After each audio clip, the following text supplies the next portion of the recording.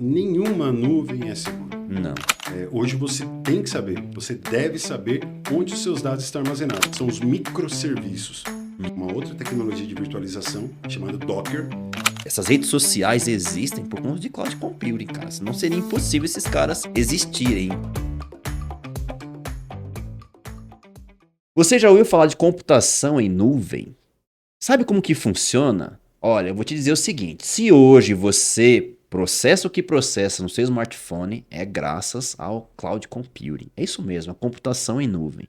E o meu episódio de hoje vai falar sobre isso. Por isso eu trouxe um especialista em cloud computing, computação em nuvem, para conversar com a gente. Está preparado para aprender mais? Puxa a cadeira, pega papel e caneta, porque o papo hoje tá muito bom, como já é de praxe, né? Então, hoje eu vou falar com querido Tiago Rocha. Tiagão, prazer te conhecer. Brincadeira, te conheço faz tempo. Meu brother, Opa, satisfação mesmo prazer é recebê-lo todo aqui. Não tá nervoso não, né? Tô um pouquinho, né? Um Do seu lado eu pouquinho? sempre fico nervoso, né, cara? Conversa, conversa. Deixa eu explicar aqui quem que é o Tiago, né? Para vocês conhecerem quem é o Tiago.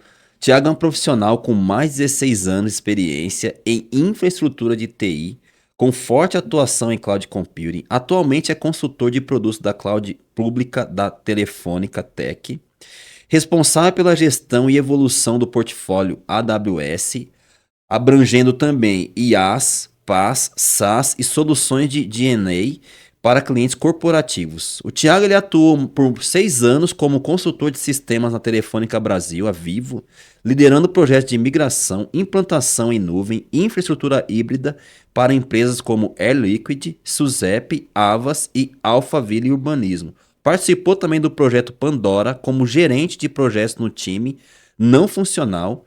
Antes disso, trabalhou quase uma década na Logicalis Brasil, assim que se pronuncia? Logicalis. Logicalis Brasil, conduzindo migrações críticas de infraestrutura e atendendo clientes como Itaú Unibanco, AES Eletropaulo e Petrobras. É professor universitário na FIAP, palestrante em eventos de tecnologia e educação, com participações no Centro Paula Souza e na Universidade Tecnológica Nacional da Argentina, abordando temas como cloud, DevOps e agilidade. Atualmente cursa um mestrado profissional em gestão e tecnologia em sistemas produtivos, possui um MBA em tecnologia e inovação, formação em redes de computadores, gestão comercial e formação técnica em eletrotécnica, com experiência prática em manutenção em projetos elétricos. Acho que tá bom, né? Tá bom. Faltou alguma coisa aqui? Faltou Não, alguma tá coisa bom, nesse currículo tá bom. aqui? Tiago, de verdade, cara, é um Opa, grande prazer mesmo te receber. pois é, meu irmão. Pessoal, o Thiago foi meu colega de faculdade, né, tecnologia em redes de computadores. A gente se formou junto lá em 2011, né? 2011. Vai pra Pô, eu tinha o dezembro quê? de Eu tinha 11 2011. anos lá, né? Naquela época eu tinha. É um prodígio, né? Menino prodígio. Grande prazer mesmo, meu querido. Prazer todo Agora, meu. vamos falar aqui, né? Primeiro lugar, o meu público aqui, Tiagão, ele é diversificado. Então, Sim. tem especialista em tecnologia, tem advogados e tem o público que também é curioso, é entusiasta, quer aprender mais sobre tecnologia. Por isso que eu criei Uhum. esse canal. Então, vamos começar pelo começo. O que que é cloud computing, computação em nuvem? Bom, primeiro eu quero agradecer pelo convite do Rafa. Muitos anos que a gente não se vê presencialmente, né? Sempre acompanho o trabalho dele aí pelas redes sociais. E para mim é realmente um grande prazer estar aqui com você. A gente já conversou bastante ali, né? Colocou o papo em dia e espero aqui que eu possa colaborar, contribuir com o seu trabalho também. Para mim tô muito feliz de estar aqui, tá bom? Legal. Muito obrigado. É mútuo, é isso aí, meu querido. É recíproco. E vamos lá. Computação em nuvem nada mais é do que um conjunto de recursos computacionais distribuído por um meio tecnológico. Como assim um meio tecnológico? Imagine um caminho, um fio, um cano, como queira Um dizer, tubo. um tubo que conecta recursos computacionais com os usuários. Tá. O meio mais utilizado é a internet. Por meio da Sim. internet, então eu tenho um grupo de servidores que ficam armazenados dentro de data centers, e Uhum. esses data centers são locais altamente seguros, E aí a gente pode falar um pouco de data center também, Claro, né? claro. E Não são tem como não falar, não tem né? como. Data center eu costumo dizer que é a casa da cloud Sim, computing. sim. E ele é de fato. Então, cloud é isso. É um grupo de recursos computacionais que são distribuídos aí por meio da internet. Principalmente por meio da internet. Existem outras formas também. Sim. Então, assim, quer dizer, quando a gente fala de nuvem, né, que fala, tá em nuvem, na verdade tá em algum data center por aí, né? Exatamente. Funcionando com supercomputadores, né, Tiagão? Exatamente, com servidores. Assim, cloud computing, eu me recordo, assim, de uma... Eu até falei isso para um colega, mandar até um abraço para ele, o Paulo. Um grande abraço, meu amigo Paulo. Eu lembro que eu falei com ele, Tiagão, eu falei assim, Paulo, é o seguinte, cara, a nuvem é tudo, cara. Isso a gente falou, acho que 2013, por aí. Foi um amigo de longa Uhum. data, aqueles papos. Eu falei, cara, a nuvem é tudo. E eu também falei para ele o seguinte, que não importa mais o sistema operacional, porque o seu sistema operacional vai ser o navegador. Então, assim, né, gente, independentemente de você estar operando um Macintosh, Linux, Windows, não importa, Não né? importa. Porque o que importa é que você vai navegar e vai acessar as aplicações por lá. E isso a gente já, na época, a gente estudava redes, né? A gente Sim, tava vendo esses ensaios, né? Hoje isso é exatamente. muito real, né, Tiago? Hoje é muito real. Tudo, como você disse, tudo é nuvem. Se você não tivesse a nuvem, não teria outras possibilidades, talvez, mas como que a gente distribui esses serviços hoje, né? Você tem um servidor, vamos lá. Eu vou falar lá desde a infraestrutura. Posso contar da Por infraestrutura? favor, inclusive eu ia Então, te perguntar como é que era antes, né? an- Evoluiu, qual foi essa evolução, né? Por bom, favor, a pode falar da nuvem como a infra. gente conhece hoje, de fato, ela começou essa ideia de vender serviços sob demanda, ela começou com a AWS. Lá, a AWS ela tinha a própria infraestrutura da Amazon, que era uma loja, né? Uma loja que começou numa garagem residencial, como Microsoft começou assim, Apple Sim. começou É muito assim. típico, né, de todos eles, né? Você lembra Isso. daquele filme Piratas do Vale do Piratas do Vale do Silício? Nós tínhamos que Silício. assistir ele na faculdade Sim. para fazer um trabalho. É verdade. Você lembra? Tem boa memória, hein, meu? Então isso foi. A Amazon começou da mesma forma, né? Quando ela começou a virar ali um e-commerce, ela precisou organizar a infraestrutura dela, porque a infraestrutura dela já não estava mais funcionando para atender via internet, né? E ela precisou se adequar, ainda ali na bolha da internet nos anos 2000, ela começou então a pensar, pô, eu posso mandar tudo isso para um local centralizado e aí eu distribuo conforme eu preciso, sob demanda, de fato. Hum. E em 2006, então, ela começou aí com serviços de máquina virtual e de storage. Isso em E 2006? 2006 foi quando nos moldes que nós conhecemos hoje. A Ah, Amazon tá, começou. tá. Computação em nuvem é um termo que já Sim, havia sido isso falado, já inclusive discutiam, na né? IBM, o pessoal já Sim, falava sim, sobre isso, sim. mas a forma de entregar isso e compartilhar com os clientes foi feito pela AWS. Tá. E aí ela começou a compartilhar esses recursos de memória, disco Uhum, virtual, uhum. de armazenamento, de processamento, tudo isso por meio da própria infraestrutura. Então eles organizaram a própria infraestrutura para atender o e-commerce, para atender a Amazon, e ela falou, pô, tá sobrando recurso. E se eu vender isso? E ela começou a Hum, vender. Então tá. a AWS começou assim.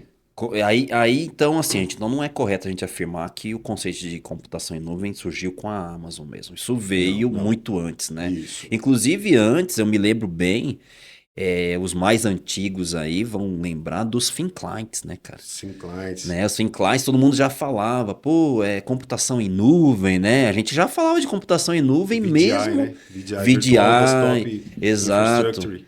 O Citrix, né, fazia muito Citrix. VDI, né? Sim, Então, assim, eu acho que quando a gente tinha o thin client, a gente já falava de computação em nuvem. sim. Só que isso era muito...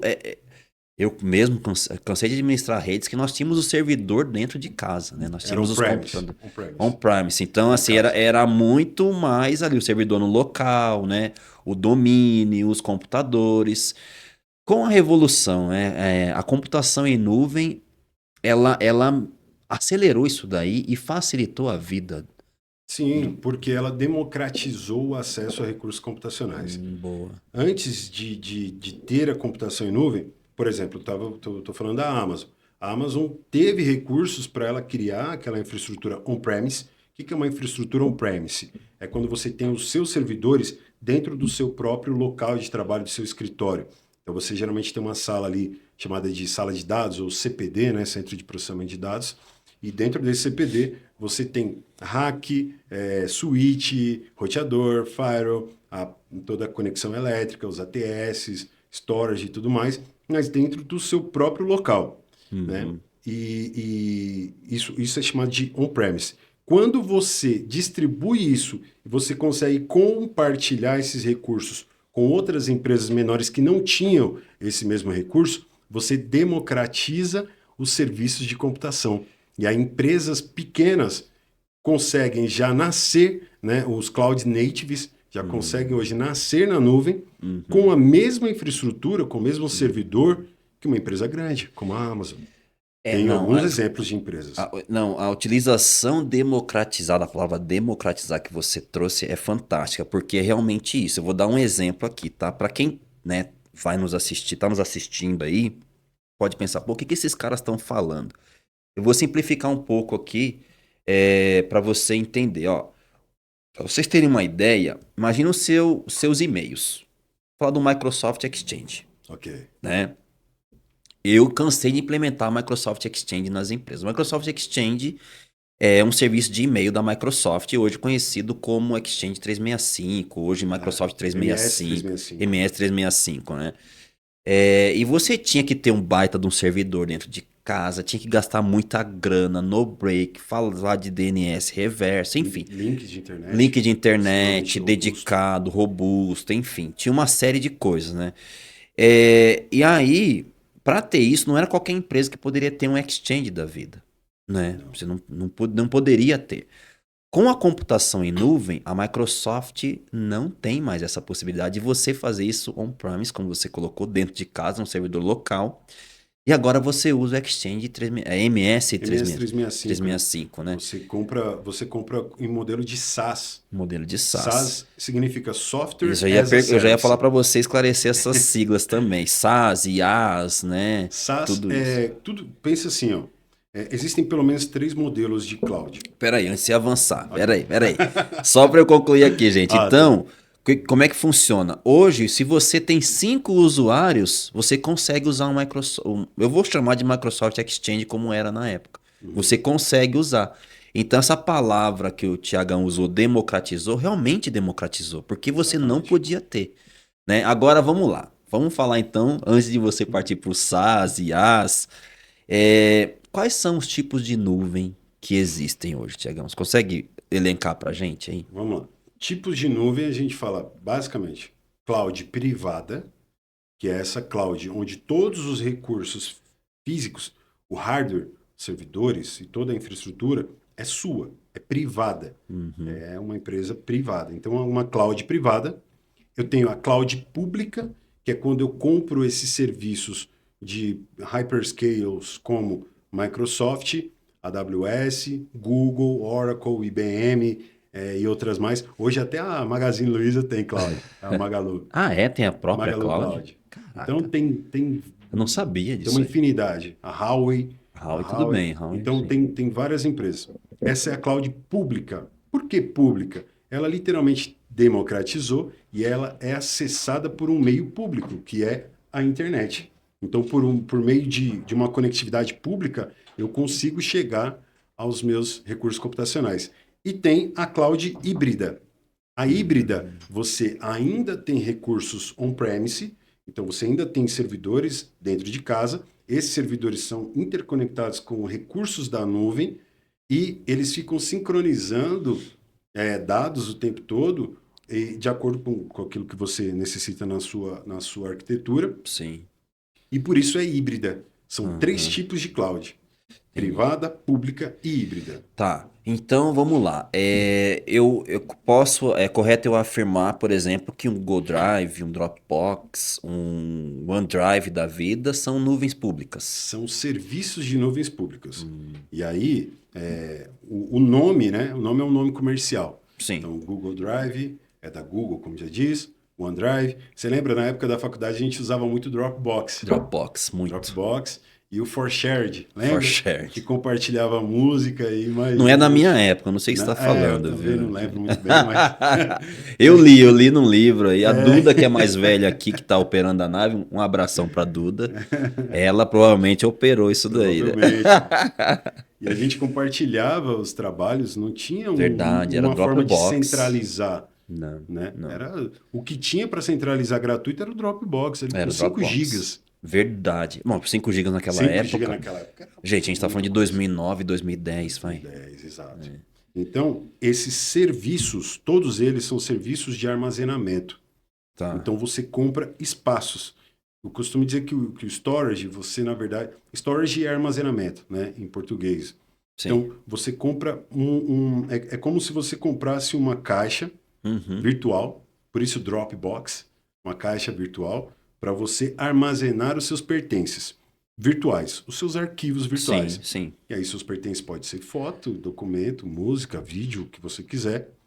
E aí você paga por Pelo volumetria. espaço usado, né? Por volumetria. Sim. Volumetria é o tamanho. Uhum. Então, 500 GB, 100 GB, 1 tera, 2 teras e assim por diante. Esses são serviços de armazenamento que ficam, sim, são distribuídos em nuvem. Tá. Nuvem pública. Nuvem Né? pública. Nuvem pública. Então, quando a gente fala nuvem pública, eu posso afirmar que eu tenho um hardware. Existe um hardware que eu estou compartilhando com outras pessoas aquele mesmo hardware. O Hyperscale, que é o fabricante da nuvem, sim, ele tem servidores, hardware, e esse hardware, ele separa cada cliente, apesar de pode haver 1, 2, milhares, centenas de clientes no mesmo hardware, compartilhando o mesmo hardware, todos eles têm a sua separação, sim, o isolamento. São lógico. isolados por tenants. Tenants, tá. Tenants. Então, o que é tenant? É o seu espacinho ali. Isso. Você tem uma assinatura e Isso. essa assinatura é que garante com que você acesse os seus recursos computacionais e não consiga acessar do outro cliente do mesmo hyperscale. Gente, é praticamente você... vou simplificar aqui, tá, Tiagão? Se eu entrar muito técnico, você me fala, eu vou tentar. Não, mas tá ótimo, cara. Que isso. Gente, aqui, vamos imaginar... É porque, como eu disse, nós temos especialistas que... mas vamos imaginar que você tem um disco rígido, você tem um HD. Dentro desse HD tem partições, muito genérico aqui falando. Né? Em cada partição, o seu armazenamento que você comprou pode estar dentro de uma partição dessa, compartilhando o mesmo disco rígido. É isso que esses serviços em nuvem eles fazem, né, Tiagão? É exatamente isso, né? Então, só que, claro, com supercomputadores e às vezes você nem sabe o estado, o país que você tá, né? Porque Hoje você sabe, inclusive você é especialista em direito digital, em LGPD, etc. Sim. Hoje você tem que saber, você deve saber onde os seus dados estão armazenados. Porque, por exemplo, o Rafa comentou aqui sobre o Exchange. O Exchange é um servidor de e-mail, né? O serviço de e-mail, o antigo Exchange. E aí o que acontece? Alguns e-mails, por exemplo, de empresas públicas, eles não podem, ou dados de empresas públicas, quando eu digo empresa pública, estatal, Sim. estatais em geral. Ou qualquer entidade que presta, apoia uma empresa pública também. Exato. Entra como uma empresa pública. Alguns dados sensíveis, né, que são dados que não... Esses dados eles não podem ser compartilhados fora do seu país de origem. Isso aí. Então, como é que eu sei se eu estou com esses dados fisicamente, tá? Imagina que você pega os seus e-mails e você armazena ele fisicamente em um data center. É isso que acontece. E como é que eu sei qual que é a região que os meus dados estão? Na hora que eu crio o meu recurso de storage, por exemplo, ou eu crio o meu tenant, eu pego e aponto para uma região. E aí, cada hyperscale tem as suas regiões. Inclusive no Brasil. Nós temos o Brasil South aqui, por exemplo, do Azure, né? Você tem, aí na AWS tem Virgínia, você tem vários data centers. E aí, dependendo de onde está fisicamente esse data center, é a região que eles publicam lá no portal, e aí você escolhe. Então, dá para eu saber, pelo menos, o país e a região. Sim. Dá para eu saber. Porque ele pode, vamos suportar no servidor número 1, Hoje, no começo do dia, no fim do dia tá no servidor número 3, Exato. naquele mesmo local, mas em outro hardware, né? Exato. Tem essa e essa coisa que ele tá falando da transferência, que a LGPD trata como transferência internacional, você precisa saber onde os dados dos seus clientes estão, né? Exatamente. Então, até para fins de negócio jurídico, até para conformidade com a lei, né? O artigo 33, ele inclusive, ele fala, olha, se você vai transferir para outro país, esse país tem que ter normas compatíveis com a LGPD e tal. Então, isso é importante você saber onde você está criando, né, os seus Exatamente. dados, né, armazenando seus dados. Muito legal, Tiagão. Então, Existe, só complementando, por favor. existe inclusive acordos, contratos que são chamados de NDA, Isso. Non-Disclosure Agreements. São acordos de confidencialidade que você assina com esse hyperscale, né, de alguma forma digital, hoje tudo é digital, obviamente, para que você fale assim, ó, eu não posso armazenar os meus dados em tal lugar. E você não pode divulgar os meus dados. Isso aí. Então, quando você armazena os seus dados dentro da nuvem, aquele provedor de nuvem, ele é responsável por armazenar e não deixar com que esses dados vazem para qualquer outro lugar.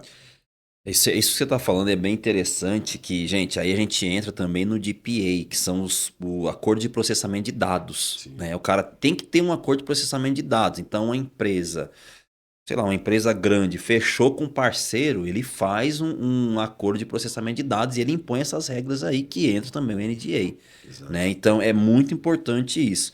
Tiagão, agora, bom, tipos de nuvem, acho que ficou claro, né, para o pessoal o que é cada tipo de nuvem. Pode concluir. Eu acho que, não sei se você ia perguntar em relação àquelas siglas, né? Então, é minha próxima Agora, pergunta ok, aqui. vamos lá. Conta pra gente aí, começando, o que é IaaS, o que é PaaS e o que é SaaS? Tá bom. IaaS, na verdade, pensa assim, a letra I, AAS. Infrastructure as a Service, ou uma infraestrutura como um serviço. O que é isso? Então, tudo que é serviço de infraestrutura, rede, firewall, por exemplo, né, conectividade, isso fica dentro da área de infraestrutura. Para quem trabalha com TI sabe o que é. Então, load balancer como F5, por exemplo, Sim, né? sim. Load balancer são servidores que balanceiam a carga entre 2 ou mais servidores. Então, tudo que é parte de infraestrutura é chamado de IaaS. E você compra essa infraestrutura como um serviço. Sim. Por quê? Porque você não compra o hardware. Você compra um serviço e você paga por esse serviço igual você paga por água, luz, né, telefone. Sim. Você paga conforme o uso. Estou usando, eu crio lá o recurso, ele está ligado, eu vou pagar. Se eu desligar, eu paro de pagar. Sim. É um Sim. serviço. Sim. Isso é IaaS. E assim, só antes de você já ir para o próximo, isso daqui também é algo que democratizou muito também, né? Então a gente está falando de cloud computing e aí a gente tá se aprofundando em cada detalhe da cloud computing, né? Então, hoje mesmo o que a gente recomenda para o cliente é usar IaaS, né? Então, eu vou colocar um servidor de domínio aqui, não, cara. Vou colocar um firewall, não, usa isso aqui, usa como serviço, né? Isso também democratizou. Manda bala aí, vamos lá pro próximo. Um dos serviços mais conhecidos em IaaS é a máquina virtual. Hoje você não precisa. Antigamente, você precisava comprar um servidor. Então vamos lá. Em uma empresa grande, eu sempre trabalhei em grandes empresas, e para você iniciar o processo de compra, até efetivar o processo de compra, leva uma média aí, pelo menos 30 dias. 30 dias para efetivar o processo de compra. Caramba. Se esse servidor for importado, né, você precisa aguardar todo esse processo de importação de e você está falando físico, né? Físico. Para você hospedar, você mesmo hospedar. Isso, físico. Então, muitos servidores vêm de fora. Sim, sim. Então, leva-se, em média, 60 dias. Se a empresa local não tiver isso em estoque. Então, você precisa aguardar a importação desse recurso. Então, você imagina, 90 dias. Você tem que chegar no seu plano estratégico de TI e já contar com algum serviço que você vai usar, pelo menos 90 dias para você estar com o servidor na mão, por exemplo. E depois ainda tem todo o serviço de implantação, instalação, energia elétrica, cabeamento, fibra, migração depois para esse servidor. Tudo. Todos os dados para serem migrados para esses caras. Hoje, com a Cloud Computing, em 5 minutos ou menos, você roda um script, de fato. Roda o script, aperta o botão, vai tomar café, volta, seu servidor já está no ar. Que fantástico, cara. Então, é um dos serviços mais conhecidos. E já Sim, foi um dos sim. primeiros também, Sim, né? sim. Então, isso é IaaS, infraestrutura como um serviço. E aí você deixa de cuidar de toda essa infraestrutura, você pega os seus técnicos e trabalham com negócio, com gestão. Ele começa a pensar em inovação, ele começa a pensar em como ganhar dinheiro, como gerar serviços de valor agregado Sim, sim. para a sua empresa, ao invés de estar preocupado com uma tomada que está com mau contato. Pois é. Isso é IaaS. Isso é PaaS, aí vamos falar de PaaS. legal. Paz. PaaS é PaaS. Por que eu Sim. gosto de falar assim? É, Eu sim. gosto muito de sigla. Nas minhas aulas, eu sou o cara da sigla. Porque desde a época que a gente fazia FIT, eu sempre guardava o que o serviço fazia quando eu sabia o que significava a sigla. Então, PaaS é Platform as a Service.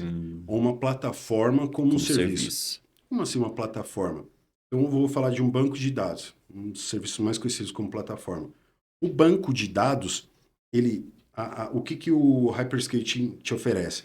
Um servidor, de fato, virtual ou físico, ele que vai escolher, e ele já instala ali, por exemplo, o Microsoft SQL, ou MS Então, isso que eu SQL, ia né? falar, né? Quando você está falando do o PaaS, a gente tem esses exemplos que está dando são sistemas gerenciadores de banco de dados, né? Um dos exemplos, né? Um Isso, pode SQL, ser também. um Oracle, Mas tem Docker hoje em dia, sim, Docker sim, sim. Container. Aham. Pode continuar, desculpa aí. Não, não, tranquilo, vamos explicando. Então, o PaaS, como eu estava explicando, ele já te entrega o servidor com o banco de dados instalado. E o que você vai usar? Você vai usar só uma instância. Uma instância é o quê? São os seus dados de fato rodando em um banco de dados. Um SGBD, que você estava falando, Sistema Sim, Gerenciador de Banco de Dados. Isso. Só que eu, como usuário, quando eu compro, eu não preciso me preocupar em atualizar o servidor, em Ter no atualizar break, no dentro de break, casa, energia hack, elétrica, switch, nada. cabeamento estruturado. E nem com a atualização do banco. Olha só. Porque o banco, ele é atualizado pelo próprio Hyperscale. Eu só utilizo a minha instância ali. Então, por isso é uma plataforma. Imagina que tem uma mesa pronta, ou uma plataforma, algum local, um palco, imagina um palco, eu simplesmente vou usar o palco. Eu usei o palco, eu não estou preocupado com a ferragem, com a montagem, com a infraestrutura, nenhuma. Isso é uma plataforma como um serviço. Excelente. Estou usando, pago. Se eu Excelente. sair do palco, paro de pagar. Excelente. Plataforma. Show. E tem o SaaS. SaaS é Software as a Service. Sim. Como que eu explico SaaS de uma forma mais simples? Tudo que você compra por licença é SaaS, basicamente. Como assim por licença? Eu vou utilizar as 5 contas de e-mail que você falou. Geralmente eu compro isso por licença. Eu tenho uma licença para cada um, ou uma licença que suporta até 5 contas. Então eu quero usar ou um software, né? Todo software tem uma licença. Licença gratuita ou não, licença trial, né? Que são licenças temporárias. Sim. Mas tudo que é rede social é software. Por quê? Eu já tenho um software pronto e eu uso ele como um serviço. Então, eu pago ele por licença, ou utilizo por licença. É isso. Não, muito legal. E aí, pessoal, vocês começam a ter uma noção do poder da nuvem, né, cara? Porque hoje, se você vê esse crescimento, é por conta da nuvem, né? Então, o caso de...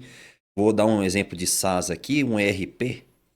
Existem ERPs que são entregues como SaaS, sim. Como SaaS, né? Você paga Ou por como licença. PaaS também, dependendo, Um né? SAP HANA. Um SAP, eu posso dizer que SAP HANA, TOTUS, tem TOTUS, vários SaaS, né? Dynamics da Microsoft. Dynamics. Então, pensa só, eu teria que ter... Antes, gente, a gente chegava lá, tinha...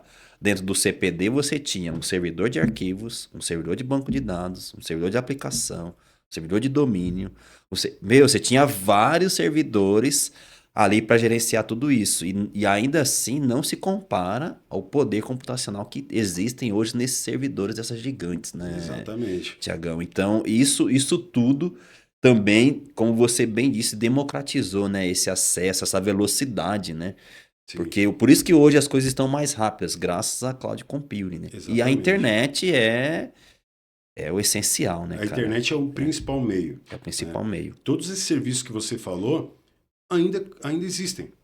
Só que hoje, depois da cloud, né, e que ainda utiliza a cloud como base, veio os serviços que nós chamamos de containers. Né? São os microserviços. O que é isso? Aí já é uma outra tecnologia de virtualização, chamada Docker.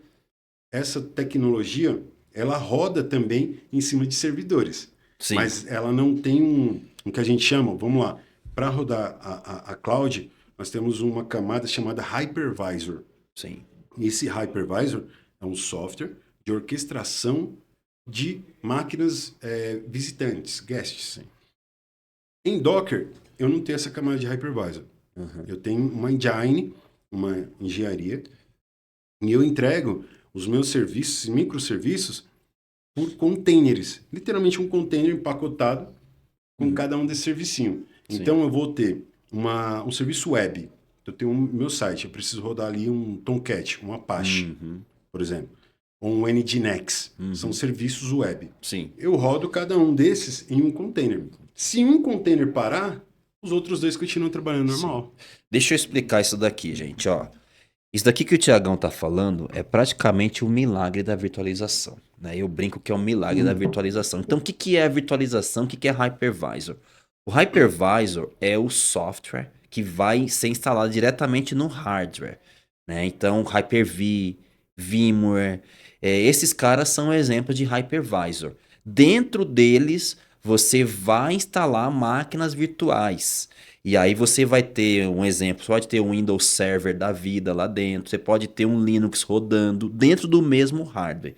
Então a virtualização, ela trouxe a possibilidade de você explorar melhor tudo que o hardware tem a oferecer, né? Então a virtualização é isso. Esses quests que o Tiagão comentou, são esses sistemas operacionais visitantes. Então, o que não é hypervisor, um Hyper-V, um VMware da vida, são sistemas operacionais convidados, que são essas maquininhas virtuais, que elas se tornam arquivos, né? Isso que é legal, né, Tiagão? Porque antigamente, cara... São arquivos de sistema. São arquivos de sistema. File system, boa. Então, assim, antes, eu me lembro quando a gente já teve problemas do HD dar um crash, e aí, de repente, você chegava lá, tava direto no hardware. Meu, que pesadelo que era. Hoje não, você tem um backup dessa VM, né? Isso. Em qualquer outro lugar e... Inclusive em outra cloud diferente. Em outra cloud diferente, exato. Existem empresas que têm sistemas multi-cloud. O que é multi-cloud? Você pode ter um serviço de arquivos em uma nuvem e um serviço de banco de dados em outra nuvem. Por exemplo, um grande líder aí em referência em banco de dados é a Oracle.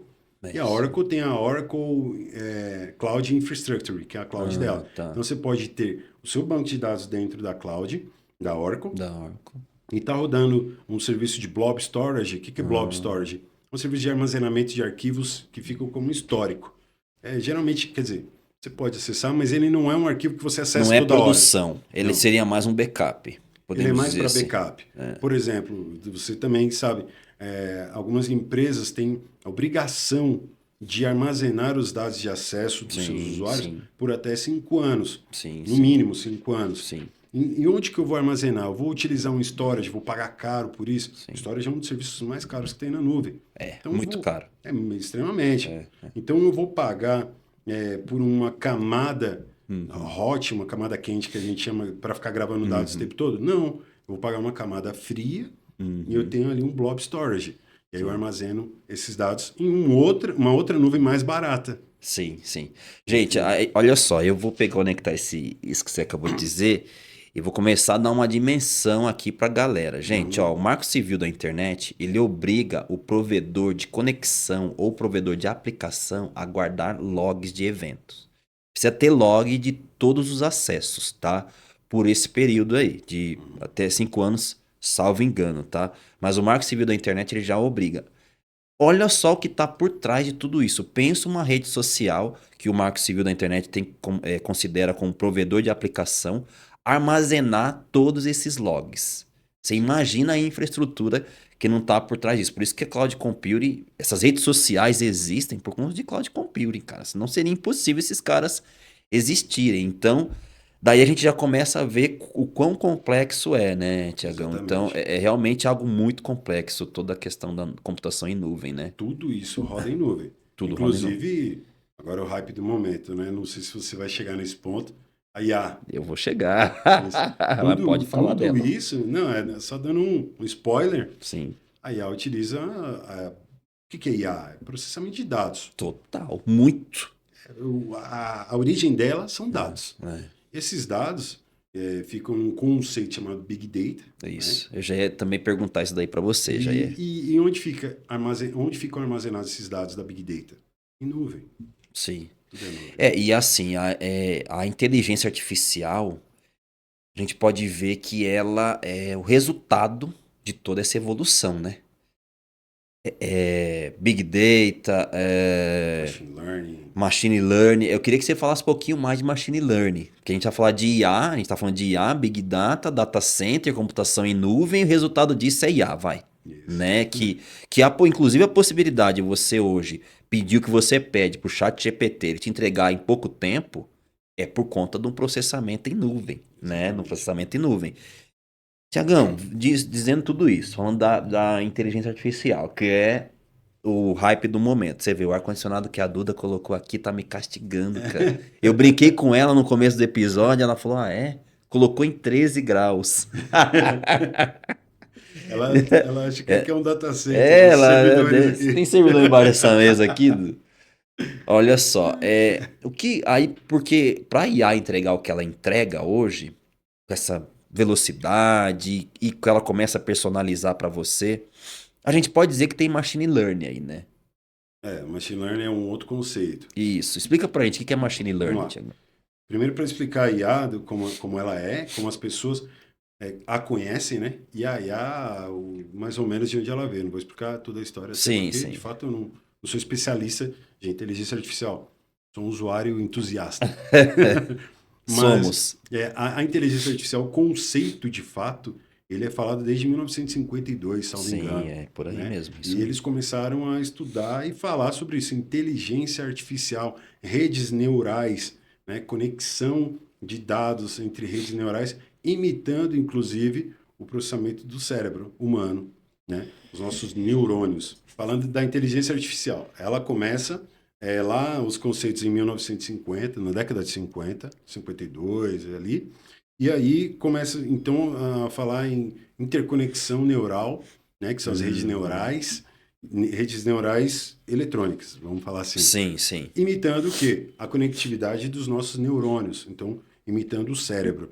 Esse conceito começa então a ser trabalhado e inteligência artificial não é nova. Não. Eu sempre falo, sempre dou esse exemplo, porque foi o primeiro exemplo que me impactou. Eu lembro que passou no Fantástico aquele cientista, um cientista campeão mundial de xadrez, jogando xadrez contra uma máquina, Kasparov. Kasparov, Kasparov. e era uma máquina da IBM, IBM Watson. o IBM Watson. É. Então, essa foi a primeira experiência que eu vi na televisão que eu falei, incrível. E ele perdeu. Ele Né? perdeu. Ele perdeu A primeira ele ganhou. É. A primeira ele ganhou, a Aí a máquina aprendeu, né? a segunda ele ganhou apertado, a terceira ele ficou irritado porque ele falou que tava jogando contra ele mesmo.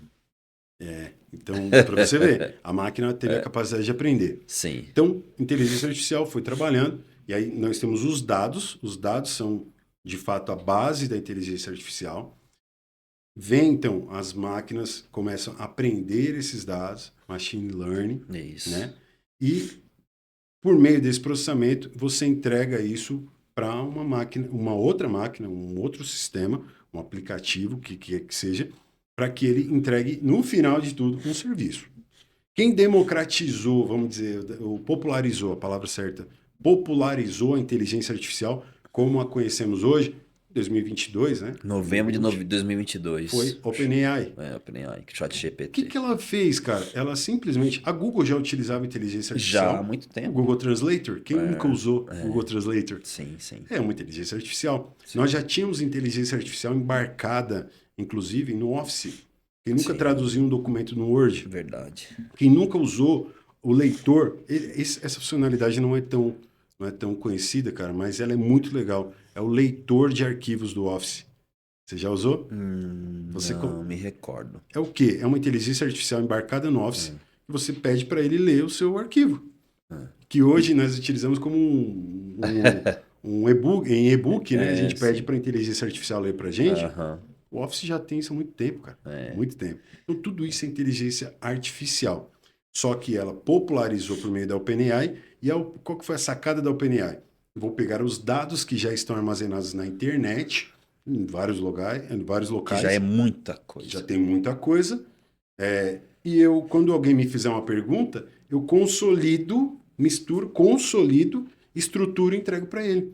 Ela fez o que o Google faz, só que de forma consolidada. Ela não jogou assim, falou, ó, tem tudo isso de opções. Pra você ficar buscando, né? Não, ela consolida para você.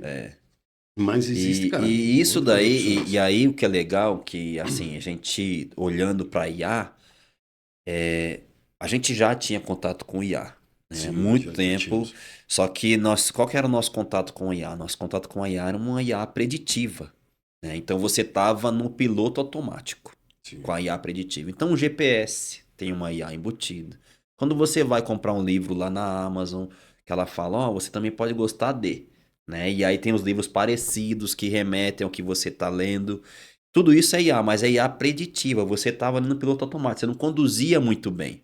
A OpenAI trouxe uma IA generativa, né? Então ela colocou você como copiloto. Por isso que a Microsoft usa o Copilot, né? Então, que a Microsoft, inclusive, usa o GPT, né?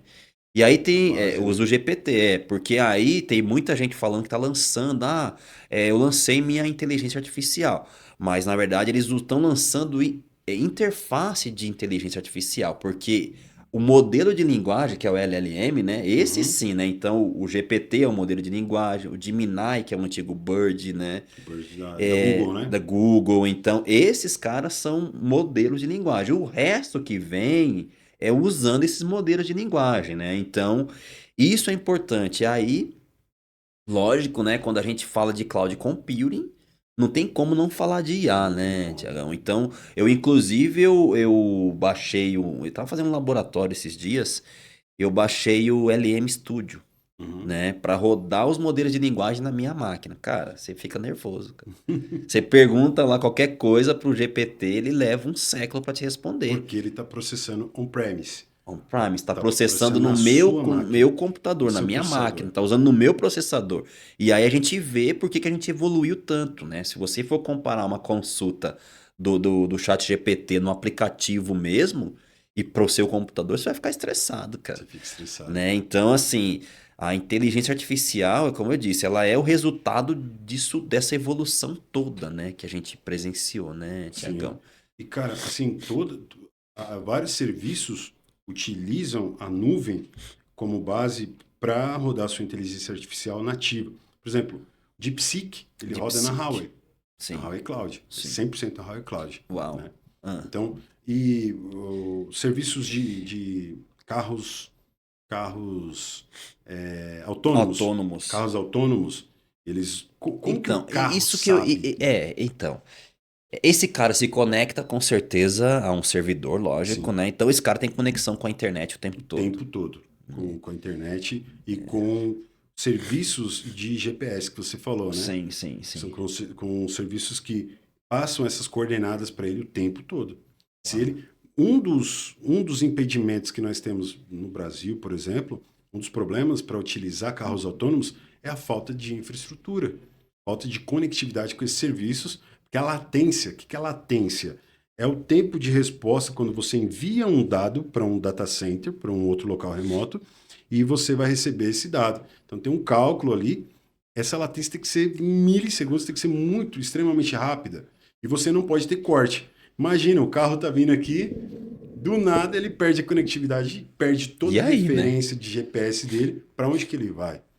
Né? E tudo isso é conectado em nuvem. Tudo isso. Por isso que hoje, por exemplo, você está usando o Waze, você vai lá e avisa, tem um acidente aqui. Isso. Ou tem uma obra aqui, ou tem uma via interditada. E os outros Wazers, os outros usuários do Waze, recebem essa informação.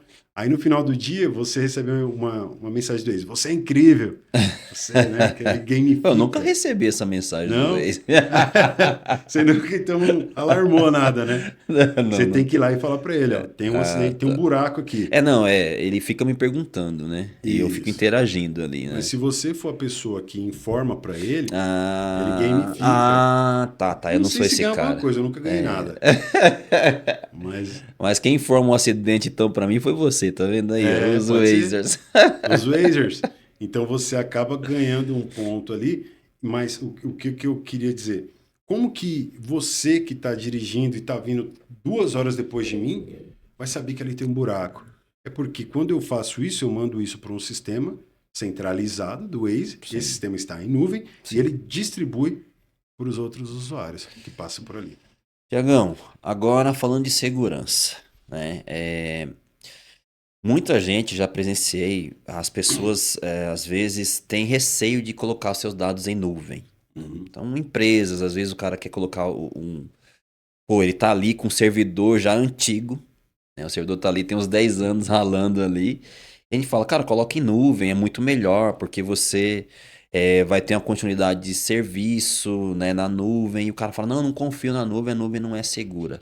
É mito. A nuvem é segura ou não é?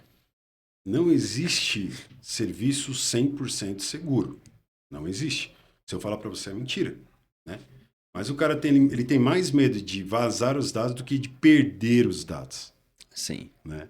Mas não existe. Existe um conceito Zero Trust, sim, né? Que você conhece bem. O conceito Zero Trust é você não confiar em nada. sim. Quando você vai subir um firewall, por exemplo, você sobe ele com esse conceito Zero Trust e você vai Vai liberando as liberando aos portas poucos. e regras de firewall conforme a necessidade, Isso, exato. né? Primeiro você bloqueia tudo, né? Primeiro, Zero Trust. Confia em ninguém. Isso aí. Mas as nuvens, existem mecanismos que a tornam extremamente segura. Mecanismos esses, por exemplo, desde a conectividade. Então, quando eu vou me conectar diretamente com um serviço em nuvem, eu utilizo a internet? Utilizo, mas geralmente por meio de uma VPN. Uhum. VPN significa Virtual Private Network, Network. É. que é o quê? É um túnel, literalmente um túnel que você fecha entre o seu computador e um computador conectado na nuvem, e esse túnel é criptografado. Então, se outras pessoas tentarem acessar os seus dados, ela vai precisar da sua chave criptográfica e ela não vai conseguir acessar. Ou seja, só de oferecer uma VPN, a nuvem já é um Já ambiente traz seguro. um ambiente seguro. Já é um ambiente seguro. Aí existem outros mecanismos. Um data center ele precisa obedecer regras de ISO, né? Certificações de ISO, Sim, ISO sim. 27001, por exemplo, Sim, né? com certeza. E outras regras para que ele armazene esses Tier seus dados. 2, né? Tier Existem, 3. Né? tiers são as camadas de disponibilidade do seu data center. Sim. Né? Ah, sim, não são certificações. Existem Existem certificações certificações. tier também, não tem? Para Existem, você né? ter essa certificação, né, você precisa atender alguns pré-requisitos de Ah, é segurança. verdade, é verdade. Para você ter uma ideia, para você chegar hoje, eu fui líder técnico de data center. Atuei como líder técnico de data center da Telefônica. Para você chegar hoje num data center e entrar lá, você vai passar numa portaria, você vai dar os seus dados, você vai tirar foto, você vai coletar as suas digitais. Não leva celular, não entra com celular. Não entra com O celular fica na portaria. Exatamente. Ou num Docker, né? Sim, num Docker. Docker não, é um locker, num locker. Sim. E para você entrar lá, você vai precisar de novo, ou reconhecimento facial, o que quer que seja. E esse ambiente, ele é altamente seguro, inclusive com segurança patrimonial. Tem segurança armados, de fato. Então, cara, para você acessar um data center, você precisa ser muito, muito ninja. Você precisa ser É o que eu 007. falo. Assim, você que tem receio de coloco meus dados em nuvem ou não, pensa o seguinte: olha toda essa segurança que o Tiagão tá falando pra gente aqui. A sua empresa tem todo esse nível de segurança? Ah, não, mas os caras podem invadir através de um ransomware, através de um, sei lá, um spyware. Pô, estuda pra fazer um honeypot pra você pegar o cara, mas não pense que você tem uma segurança maior que um data center, cara. Não. Não tem Inclusive, como, é muito caro. exatamente. É muito Inclusive, caro. uma das estratégias de DR DR Disaster Disaster Recovery, Recover, é. recuperação de desastre.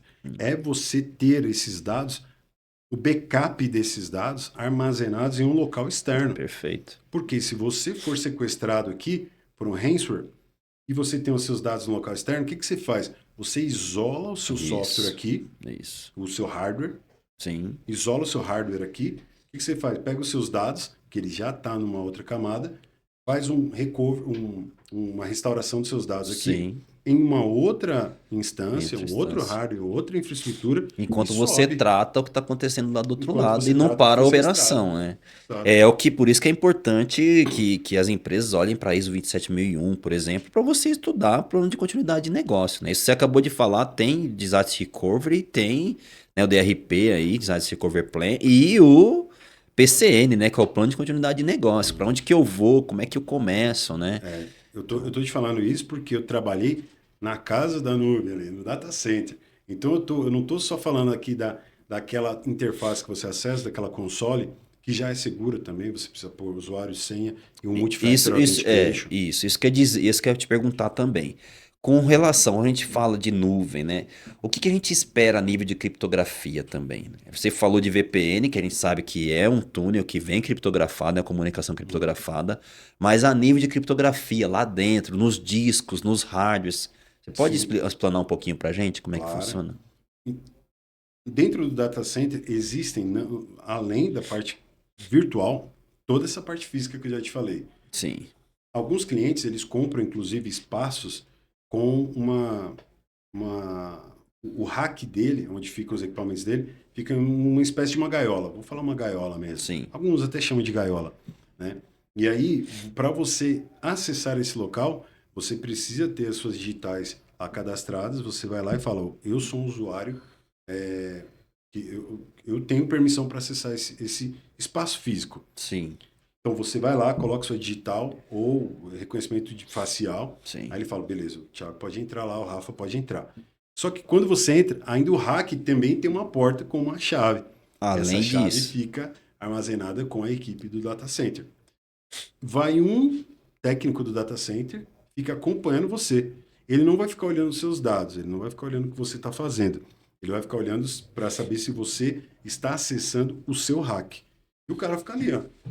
Fica ali o tempo todo.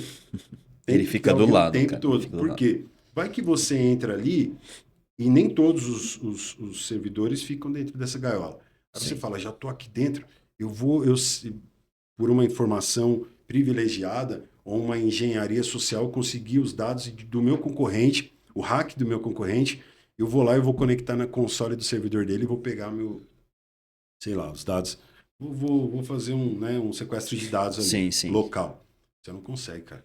Você não consegue. A não ser que o cara esteja comprado, né? O cara que está lá esteja comprado, Você usa uma técnica de engenharia social, exato. Então, Rafa, assim, é extremamente seguro o ambiente. Sim. Aí, quando você fala de criptografia, a criptografia é a última camada, é a camada é a ponta virtual. Do iceberg lá, né? É, a ponta do iceberg. Inclusive, portas de servidores, você pode utilizar protocolos que você consegue... Se eu chegar com um computador de uma outra rede diferente, ele vai lá e derruba a porta. Existe uma funcionalidade antiga, os servidores da Cisco, switches da Cisco tem, que é o Port Security. Não, Port Security. Se você chegar com uma rede diferente, uma máquina com MAC address, que é o endereçamento físico da placa de rede, né? O MAC address é como se fosse um CPF da placa de rede do seu computador. Se você chegar com um MAC address que ele não é reconhecido pelaquela rede, na hora que você espeta conecta lá no switch, ele vai lá e derruba. É um Port Security. É um Port Security, cara, olha perfeito. O tanto de camada de segurança que tem. E detalhe, né, gente? Esses equipamentos que o Thiago está trazendo pra gente, por exemplo, Cisco, tudo isso, sem contar os switches, né? Que também são tudo camada 3, tudo trabalha layer 3 lá dentro, imagino eu. Sim. Que esses equipamentos são muito caros. São equipamentos caros, equipamentos de ponta, né? Então, você não vai ter toda essa segurança na sua empresa. É impossível, cara. E sem contar a continuidade de negócio. Isso e fica muito caro. E aí, no caso, é melhor o cara contratar uma nuvem privada, né, Tiagão? Para chegar nesse nível, contratar uma nuvem privada e usa esse hardware, né? Você pode alugar um serviço. Alugar um serviço é pagar por um serviço chamado Bare Metal. O que é Bare Metal? é um servidor físico mesmo. Por exemplo, você tem um banco de dados extremamente parrudo, né, pesado, você precisa de uma alta uma alta capacidade de processamento. Uhum, Então você paga por um bare metal. uhum. O que o data center faz? Ele pega um servidor dele e aí ele não vai fazer aquilo que a gente falou, ele não vai compartilhar com outros usuários. 100% da capacidade de recursos computacionais, memória, disco, processamento e tudo mais, é dedicado para você. Então você consegue fazer isso também. Sim, sim. De repente você tem dados que eles não podem ficar em hardwares compartilhados por LGPD, por Sim, dados sim. sensíveis, etc. E aí você vai e aluga esse tipo de equipamento. Ô, Tiagão, você falando aí de LGPD, o artigo 46 da LGPD, ele diz que o controlador e o operador deve adotar medidas técnicas de segurança e administrativas. Sim, Até para isso o Cloud Computing é interessante, né, cara? Porque esses exatamente. caras já estão conformes, né? Esses caras já estão adequados à LGPD. O cara que está contratando isso, ele só vai ter que analisar o fornecedor, né? Se o Sim. fornecedor realmente está adequado, mas Homologar, né? O fornecedor. homologar, né? Então, fazer esse trabalho de ter certeza que esse fornecedor está adequado. Mas com certeza ele está. Com certeza ele tem certificações ISOs, ele tem certificação Tier 3, a depender do data center, lógico, né? Então, até nisso é valioso, né? Que a empresa começa a olhar para a nuvem e deixar de ter servidores dentro de casa, né? Exatamente. E talvez quebrar esse mito, né? Fora a questão de redundância que a gente tem, né? Que são Sim, as zonas de disponibilidade. O que são zonas de disponibilidade? Então, todo data center ele tem a sua região, que eu falei, e tem um outro data center que fica até 300 quilômetros de distância, algumas métricas, e ali é uma zona de disponibilidade. Então, eu sim, consigo criar um recurso, uma máquina virtual, por exemplo, num data center A, e aí o próprio data center ele tem uma zona de disponibilidade que fica sincronizando no sem, B. pelo menos 100, 100 100 quilômetros, quilômetros de distância, né? Um isso do eu deveria outro, saber né? de cabeça, mas 100 quilômetros de distância. eu confesso que agora me Não, falhou. acho que são 100 quilômetros de 100 distância. quilômetros, É, que é a zona de disponibilidade. Ou seja, isso. se esse data center, por qualquer motivo, explodir, Pegar acontecer qualquer fogo, coisa, sei pegar lá, hein? fogo, eu tenho uma zona de disponibilidade aqui que assume isso Isso aí, isso automaticamente. aí. Cara, a Vê- nuvem ela é tão segura, Rafa, que ó, o que, que eu preciso para ter um data center? O que, Aham. que eu preciso para ter um Tier 3, por exemplo? Eu tenho que ter alta disponibilidade de energia elétrica, ou seja, mais de uma fonte de energia elétrica. Aconteceu aí esses problemas de chuva aqui em São Paulo ontem, uma ventania absurda. Maluca, né? Até agora tem gente sem energia elétrica, É né? verdade, sim. Imagina você com a sua empresa, com a sua Uhum, infraestrutura local, em uhum, um dia de ventania como foi em São Paulo. Um sim. dia de chuva em São Paulo. Você não pode mais confiar na energia elétrica que você tem. É. Então, no data center, você tem mais de uma fonte de disponibilidade Até no próprio hardware, né? no próprio O hardware. hardware já tem fonte redundante, né? Você tem contratos com sistemas de abastecimento de geradores de energia. Por exemplo, caiu uma torre de distribuição que alimenta lá a minha subestação no data center. Eu preciso urgentemente de alimentação elétrica. Então, eu tenho salas com no-breaks gigantes, e esses no-breaks suportam também até um período específico. Esse no-break caindo, eu preciso ter um gerador de Gerador. energia elétrica. Olha, três Olha fontes. só. A fonte pública da concessionária, uma fonte de no-breaks, que são baterias estacionárias, e mais uma fonte de geradores. E Sim. aí eu faço um contrato com uma distribuidora de combustível para mandar Sim, um para caminhão montar. pipa lá, um caminhão E tanque, todos os data centers têm isso. isso, Tem isso. e ele fica alimentando o gerador de energia até a concessionária resolver o problema elétrico. Sim, sim. Ele não pode faltar. Gente, olha só que fantástico. Ó, deixa eu fazer um convite para vocês. Tá vendo a gente falando aqui sobre cyber, sobre cloud computing, sobre LGPD? Você quer aprender mais sobre LGPD e combinar com cibersegurança para você se tornar um encarregado de dados, um DPO e ganhar muita grana? Ganha mesmo, hein? Uma receita previsível. Vou convidar você para o meu curso LGPD e cibersegurança. O curso é fantástico, você vai aprender a combinar a Lei Geral de Proteção de Dados com a cibersegurança. Se você é advogado, esse curso é para você. Se você é especialista em segurança da informação, Esse curso é para você. Estudante de direito é para você. Tô no compliance, vem fazer o curso. É só você ler esse QR Code que eu tenho algo muito especial lá. Vem aprender mais comigo. Tiagão, agora, cara, falando aí de. A gente falou de data center, a gente falou de IA. Agora eu quero falar com você sobre mineração de criptomoedas, cara. A gente. Não sou especialista nisso, mas tem alguns Sim, cases. sim, sim. Mas assim, eu queria também discorrer um pouco com você, porque quando a gente fala de cloud computing, a cloud computing, ela permitiu tudo isso, né, cara? Se não fosse cloud computing, gente, não teria Bitcoin. Não teria o blockchain. Não teria blockchain, para começar, né? Então, essa questão da mineração em criptomoedas, você acha que isso também é algo que vem com segurança? Eu sei que, né, a gente não vai entrar na questão da especialidade de criptomoedas, mas eu digo assim, quando a gente fala de mineração de criptomoedas, você acredita que o data center, né, a nuvem, ela pode ser de fato disruptiva, como a gente está vendo, ou pode ser algo que pode colapsar lá na frente? Sem entrar no detalhe de economia, nada disso, mas dentro do que você já presenciou. Eu não sou especialista, já comprei criptomoeda, etc. Mas, sem dúvidas, a nuvem é o caminho, é o way, né? É a base também de todos esses sistemas de criptocoins. Sim, sim. Por quê? Os blockchains são blocos, né? Um bloco termina aqui com um código, o outro conecta nele, o outro conecta. É um canal de blocos, como o próprio nome diz. Sim. E eles ficam descentralizados, não é isso? Sim. Descentralizados onde? Em computadores. Sim. Onde ficam esses computadores? Data centers. Em data centers.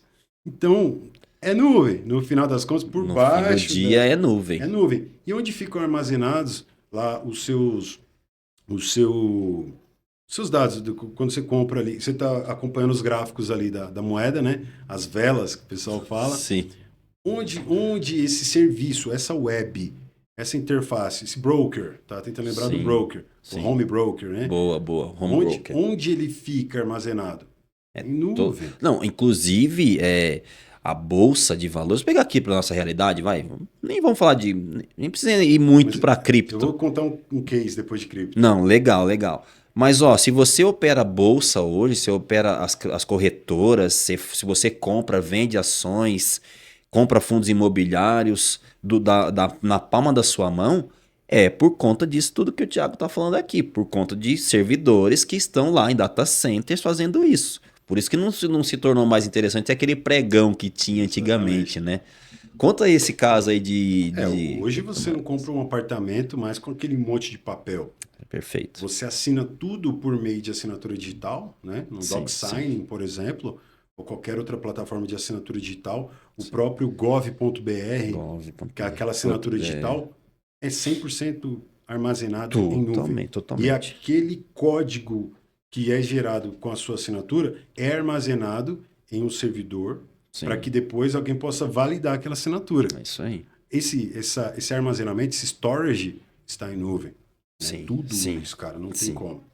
E aí, voltando na sua pergunta, você falou sobre a bolsa. Falei sobre bolsa e criptomoedas, né? E quando a pergunta que você pediu para mim falar foi sobre o case. Do case de criptomoedas você falou que tem. Compartilha com a gente aí. A questão da segurança. Como eu disse, nenhuma nuvem é segura. Não. Nada é 100% seguro. Nada. É uma máxima. Nenhum serviço de TI não é 100% existe. seguro. A NSA foi invadida, vai. Exatamente. Nós tivemos aquele problema com o serviço de segurança, inclusive, da Microsoft. Sim. Derrubou vários serviços de aeroportos e tudo mais. A Cloudflare. Foi a Cloudflare. Também foi a CrowdStrike também, né? Foi o CrowdStrike. Foi um problema, né? Com um serviço de segurança, inclusive, que foi afetado. Então, nada é 100% seguro. Não dá para você confiar. E eu já presenciei casos em que uma empresa, um hacker invadiu o sistema da empresa. Ele invadiu, mas ele não invadiu para aplicar um ransomware. Ele não queria sequestrar os dados da empresa. O que, que ele queria fazer? Ele queria usar os servidores daquela empresa para minerar Bitcoin. Porque o que, que é minerar? É um servidor que fica ali o tempo todo tentando... Processando. Né, processando o blockchain. Extraindo cripto. Extraindo cripto. Então, cada vez da blockchain. que ele consegue processar um blockchain, ele ganha uma moedinha ali. E aí o cara invadiu, velho. E começou, por meio de uma rede, ele acessou um outro servidor e começou a trabalhar.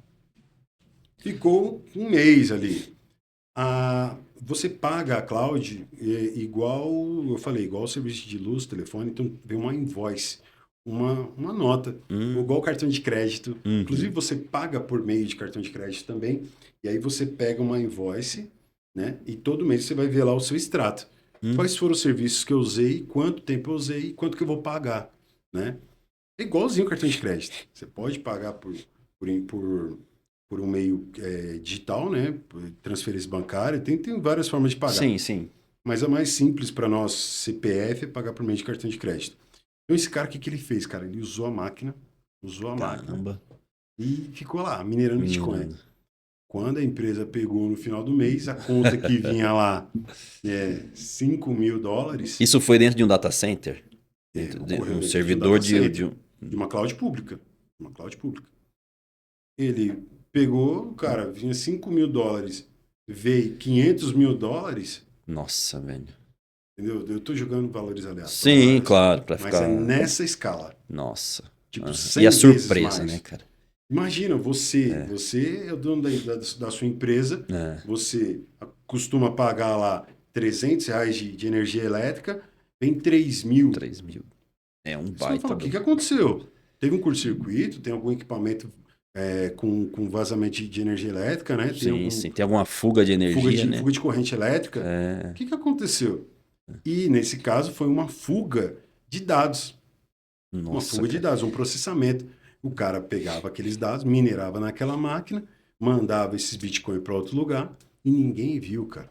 Ninguém viu. Uau. Só foi perceber quando chegou a conta para a empresa pagar. Esse tipo de coisa que você está dizendo aí pra gente é até que comum, né? Esses ataques que o cara usa a rede para minerar, né? Porque ele cria botnets para que ele possa minerar também, né, Tiagão? Esses ataques são bem comuns, né? E quando o cara pega supercomputadores assim, é uma coisa de louco, né? Então, é realmente muito... nossa, o estrago é grande, né? Tiagão, agora, cara, a gente falou bastante de processamento, de velocidade, de inteligência artificial, criptomoedas, da evolução, mas eu não posso deixar de te perguntar sobre computação quântica, cara. Né? O que você enxerga, assim, dessa evolução? Se a gente vai ver mesmo a computação quântica acontecendo?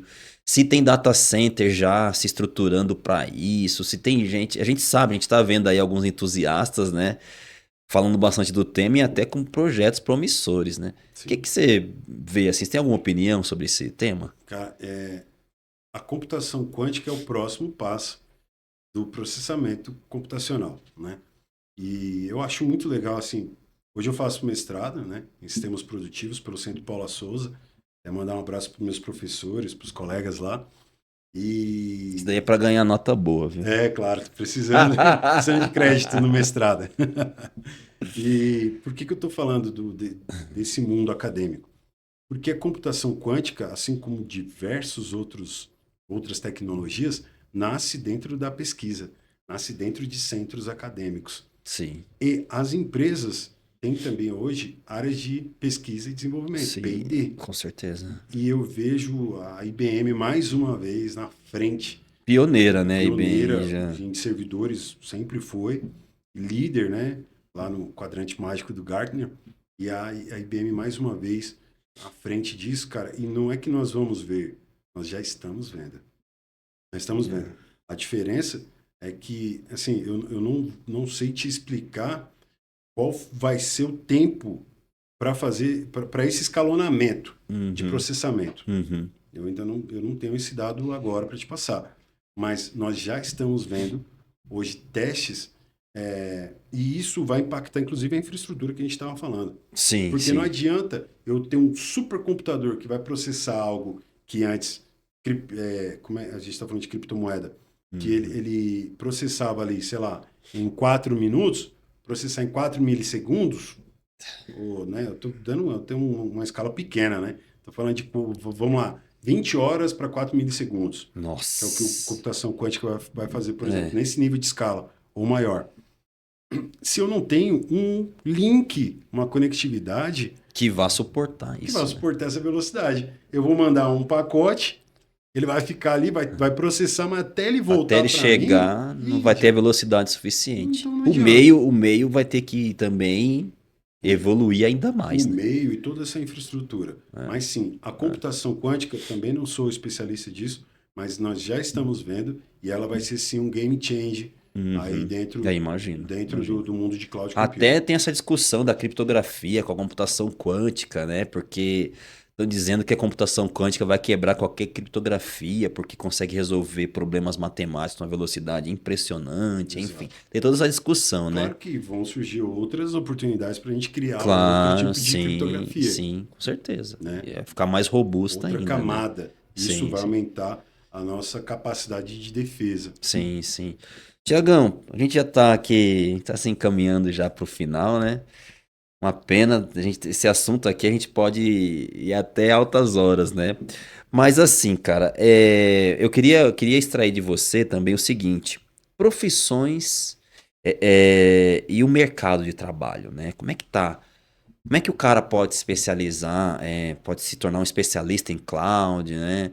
Quais são os caminhos aí? Você que é um professor, né, disso, na FIAP, inclusive, você trabalha ali, né, com os alunos, preparando essas pessoas. O que que esse profissional, o que que ele precisa fazer, que ele precisa ter para alcançar esse tipo de coisa e ter uma boa remuneração? Estudar é sempre, né? É o que eu falo, cara. A educação foi o que mudou a minha vida. Somos Mudou, dois. mudou a minha qualidade de vida e da Somos minha dois. família. Somos Mudou dois. a nossa, a nossa forma, inclusive, de nos relacionar com outras Com pessoas de níveis certeza. sociais diferentes É e verdade. etc. Então, a educação é o que, cara, é a base de tudo. Eu É. acredito muito na educação e é por isso que eu me tornei professor. Para você estudar cloud computing, hoje existem vários cursos gratuitos.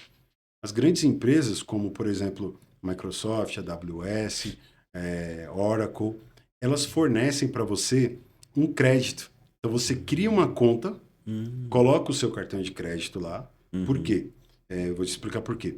Mas quando você cria essa conta, você já ganha um valor mesmo em créditos. Por exemplo, o Azure for Students, você recebe lá US$ 100 de crédito. Caramba, Aí você vai na Huawei, US$ 200 de crédito para você legal. utilizar, por exemplo, né? E Uhum, cada cloud vai ter o seu. Então uhum, você recebe US$ 100, que é equivalente a R$ 500, né? uhum. 500 e poucos reais. E com isso você já consegue estudar por até 12 meses, você já consegue criar recursos computacionais. Claro, eu não vou falar para você que nunca viu o que é cloud computing ir lá e criar conta. Por quê? Porque esse crédito ele também expira. Como eu falei, US$ 100 por um período de tempo. Sim. Né? E aí, quando acaba esse período de tempo ou acabam os créditos, você passa a pagar com o seu cartão de crédito. Mas Tá. aí eu falo assim: ah, mas eu quero ser especialista. Existem cursos gratuitos, existem faculdades como a FIAP, onde eu Uhum. leciono, né, que você pode ir lá, faz um curso de cloud computing específico em cloud computing e você começa a estudar de acordo com aquilo que você mais se identificar, com o hyperscale ou com o fabricante que você mais se identificar. Existem learning paths, ou caminhos de aprendizagem. Por que eu falo tudo em inglês e traduzo? Porque é assim que a gente A gente trabalha em aprende TI. assim, com TI é muito assim, né, Né? cara? Se eu não falar Você. inglês, eu nem lembro o nome em português, às vezes. Então, existem caminhos de aprendizagem que você pode estudar sozinho. Por exemplo, a Microsoft tem o AZ900. A Hum, AZ900 é a primeira certificação para você conhecer o produto cloud computing da Microsoft, chamado Azure. Então, você com uma conta gratuita do Hotmail, do @live, @outlook, você entra lá e começa a estudar um caminho de aprendizagem que já está cadastrado para você. E no final você pode, se você quiser, e eu recomendo, porque isso abre portas para todo mundo, você marca uma prova, paga por uma prova que custa, cada fabricante vai ter o seu valor. Sim. Por exemplo, a AWS lá, para você tirar a AWS Practitioner, vai pagar $100, a Microsoft $60 e assim por diante. E aí você faz uma prova, se certifica, e aí você já pode dizer que você é um profissional certificado em cloud. Ah, mas eu preciso de uma faculdade? Não, não precisa de uma faculdade. Porém, para você entrar em grandes empresas hoje, ela Exige vai te graduação. exigir uma graduação. Fora as certificações, né? Fora as certificações. Então, se você quer começar do zero você não tem nem faculdade, a certificação já te abre portas. Já te abre portas, mas talvez não para grandes empresas. Sim. Por quê? Porque a graduação, ela não vai te trazer só o conhecimento técnico. Ela vai expandir a sua mente para diversas outras áreas, né, que englobam, inclusive, computação em nuvem. Sim, é uma combinação, né? A certificação ela vai te dar até maior, com mais velocidade aquilo que você quer alcançar. Mais velocidade. E também ela é muito específica de, como você diz, de algum produto, né? Então, o AZ900 que você disse, né? Então, você vai conhecer o Azure. Aí. Então, aí é legal você... a faculdade ela já é mais ampla, né? Ela já te traz mais conceito, ela já vai... Então, é uma combinação. Por isso que as grandes empresas exigem, né? Mas a certificação é o caminho mais fácil. Para quem já é de TI também e quer estudar, né? E se você for estudante, tem isso. Se você for estudante, você também tem um desconto. Então, você consegue pagar mais barato por essas certificações. Ou você participa de eventos desses fabricantes, e são vários eventos gratuitos, literalmente gratuitos. Apesar da gente ter feito faculdade paga, depois eu fiz faculdade pública, hoje eu faço mestrado público, hoje eu faço mestrado gratuito. Cara. Que legal, Eu fiz FATEC, né? Gratuita. Sim, eu fiz ETEC antes de entrar na Impact, gratuita. Sim. Eu fiz Senai, gratuito. Olha, então, olha o tanto. Eu também fiz bastante coisa gratuita. Gratuito. E é possível você hoje estudar de forma gratuita para tirar a sua certificação também. E aí você participando de um evento, você ganha um voucher. Esse voucher é um cheque para que você vai lá, apresenta o código do voucher e faz essa prova gratuitamente. Legal. Pô, Thiago, assim, cara, de novo a gente poderia ficar aqui por horas, porque o papo é muito legal e ao mesmo tempo ele é complexo, ao mesmo tempo ele é interessante, né? E ao mesmo tempo ele é importante porque tá no dia a dia, cloud computing tá no seu dia a dia. Você tá assistindo isso daqui porque você tá numa cloud computing, cara. Isso tá rodando num servidor do YouTube, né? Então, para você ver, e tudo isso só existe por conta da computação em nuvem. Então é legal você entender, o canal existe para isso. Tiagão, antes de a gente encerrar aqui, eu queria que você deixasse, cara, uma mensagem para aquela pessoa que está nos assistindo, um estudante, alguém que pensa em mudar de carreira, alguém que pensa em complementar, mas queria que você desse uma mensagem mesmo do fundo do seu coração, assim, para essa pessoa aqui. Sei lá, uma mensagem que vem do seu coração. Não quero que você, não vou colocar nenhum roteiro aqui para você. Uma mensagem para quem está nos assistindo aí. Para quem quer crescer na vida, quer evoluir. Essa mensagem pode ser uma experiência? Do jeito que você preferir, cara. Tá bom. Em 2009, quando a gente foi entrar, né, na faculdade, eu queria ter estudado na FIAP. E eu não tive condições, porque eu paguei minha faculdade. Eu que pagava todos os meus cursos. Meu pai não teve condições de pagar. Ele dava outros recursos para que eu pudesse estudar dentro de casa. Então, para pagar, fui eu. Eu não consegui estudar lá, tudo bem. Mas eu consegui pagar uma outra faculdade também excelente, a Faculdade de Impacto de Tecnologia. Conseguimos estudar, com o tempo fui estudando outros cursos, certificações, etc, etc, etc. Fiz o meu MBA, consegui fazer a FATEC em gestão comercial pela FATEC. Fiz o meu MBA. Eu terminando o meu MBA, a FIAP entrou em contato comigo, me encontrou no LinkedIn e me convidou para lecionar. Então, eu não consegui estudar, mas eu voltei lá como professor. Olha aí. Então, acredite na educação. A educação foi que me abriu portas, educação gratuita pela FATEC, foi FATEC de Itaquaquecetuba. Quero mandar um abraço para o pessoal também, a FATEC de Itaquaquecetuba, É uma cidade logo ali, né? Pertinho daqui, Logo ali né? de Mineiro, né? Mas foi por meio dessa faculdade que eu consegui sair do país a primeira vez. Consegui estudar fora, na Argentina, na Universidade Tecnológica Nacional da Argentina, por meio de um curso gratuito. Então, resumindo, a minha mensagem: acredite na educação. A educação pode mudar a sua qualidade de vida. Isso aí, gente. Olha só que recado bonito, hein? E realmente eu conheço esse cara, como ele disse aqui, desde 2009 que a gente começou Redes, e é incrível a evolução do Thiago. Eu fico muito feliz dele ter aceitado o meu convite, estar aqui com a gente, compartilhando tanta coisa. E aí, gostou do episódio? Deixa aquele like, inscreva-se nesse canal.